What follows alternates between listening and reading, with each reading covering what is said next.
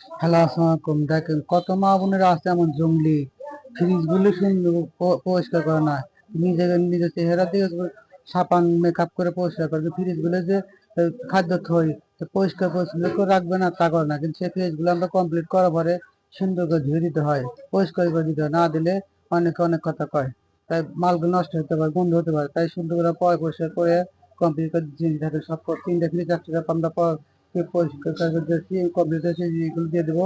ভিডিওটা ভালো লাগলে লাইক ও কমেন্ট শেয়ার করবেন ইনশাআল্লাহ। আর যেহেতু ভিডিও দেখছেন সবাই ভালো থাকবেন। আল্লাহ হাফেজ। হ্যালো, আসসালামু আলাইকুম। দেখেন কত মা বোনেরা আছে এমন জঙ্গলি, ফ্রিজ গুলো সুন্দর পরিষ্কার করে না, নিজের চেহারা দিয়ে সাবান মেকআপ করে পরিষ্কার করে, ফ্রিজ গুলো যে খাদ্য থই পরিষ্কার পরিচ্ছন্ন করে রাখবে না তা করে না, কিন্তু সেই ফ্রিজ গুলো আমরা কমপ্লিট করার পরে সুন্দর করে ধুয়ে দিতে হয়, পরিষ্কার করে দিতে হয়, না দিলে অনেকে অনেক কথা কয়, তাই মালগুলো নষ্ট হতে পারে, গন্ধ হতে পারে, তাই সুন্দর করে পরিষ্কার করে কমপ্লিট করে জিনিস থাকে সব তিনটা ফ্রিজ একটা আমরা পরিষ্কার করে কমপ্লিট হয়েছে এগুলো দিয়ে দেবো।